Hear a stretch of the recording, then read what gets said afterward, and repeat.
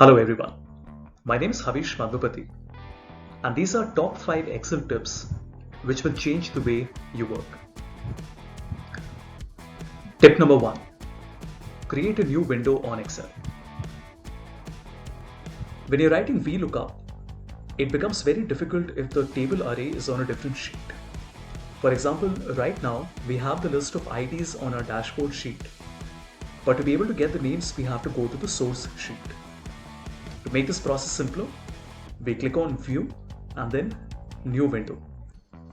This creates a second copy, which is a mirror image of our Excel file. Now we can press Windows left arrow to be able to view one of these instances on the left side and then select the other Excel file. This allows us to be able to see the source data, which is our table array, and the final sheet, which is the dashboard sheet, at the same time.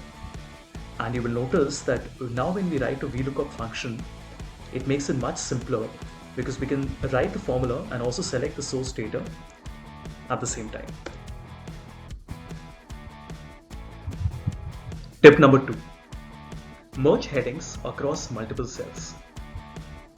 If you want a heading at the top of your table, it can get very difficult because typically we do a merge in center and then we follow that up with a center align.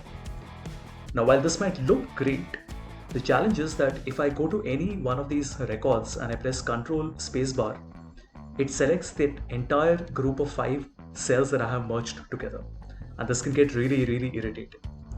So let me first unmerge this. To be able to put that text in the center, but at the same time keep all the 5 cells separate, we click on this dialog box, we select horizontal alignment, and then we do not select center, but we choose center across selection. And as you can see, this puts our text in the center, but all the 5 cells are still separate. So if you put a border, it looks exactly how it would have looked if somebody had done a merge and center. But now if I press Ctrl spacebar, I'm still able to select all the columns individually. Tip number 3. Only enable specific cells for user entry.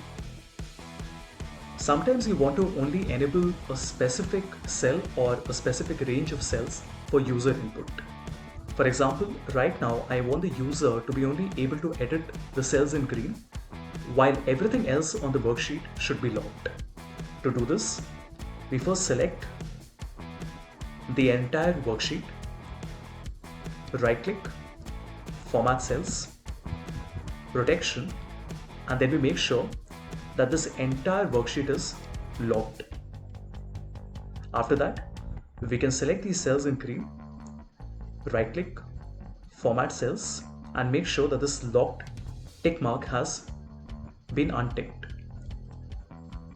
After this, we can click on Review, Protect Sheet, put a password of our choice, so I'm just putting PASS, and then we say that the user cannot choose, which means the user cannot select the locked cells, he can only choose the unlocked cells. We will have to put the password one more time, so that would be PASS, and you notice the user cannot click anywhere else, he can only select these cells in green and can edit these cells in green. If you want the user to at least be able to select the other cells but not be able to modify them, in that case, we can protect the sheet but give the user the ability to select the locked cells as well, but not be able to modify them. Which means now the user can select every cell in the worksheet.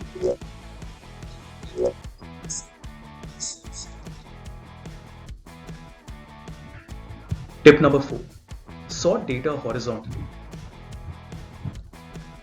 If you want to sort a number of columns at the same time, we can simply create a row at the top and then put the order that we want, which would be 2, 5, 4, 1 and 3.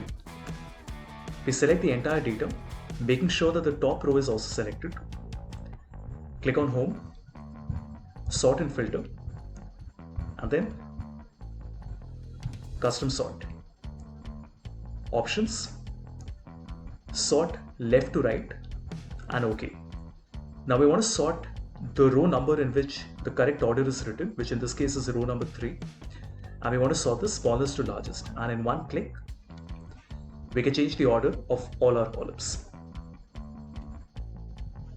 And finally, tip number 5, create bookmarks to jump to specific data points inside your Excel workbook. If you want to quickly jump from one cell to another cell on a different worksheet, creating a hyperlink is an option, but it can become very cumbersome. A better way of doing this would be to create bookmarks. For example, on the dashboard sheet, I can just select B2 and click on the name box and call this book 1 for bookmark 1. And then on the source sheet, we can call this book 2, and perhaps on the other sheet, sheet number 2, we can call this book 3. Now from wherever I am working on this present workbook, even if I'm working on a new sheet, if I suddenly want to jump to bookmark 2, we can press Ctrl G, which is the go to command. The bookmark names will appear here, and we can simply select the bookmark that we want to jump to and press OK. You want to jump to bookmark 1, press Ctrl G, book 1, and OK. Especially when you're working with large data sets and workbooks that have a very large number of sheets in it, this can become very, very handy. If you want to see a list of all the bookmarks that you have created, you can select Formulas, Name Manager, and then see all the bookmarks that have been created. I hope you found these tips helpful. If you would like to see more content on Power BI, Tableau, Visual Basic, Excel, and PowerPoint, do subscribe to my channel. Thank you.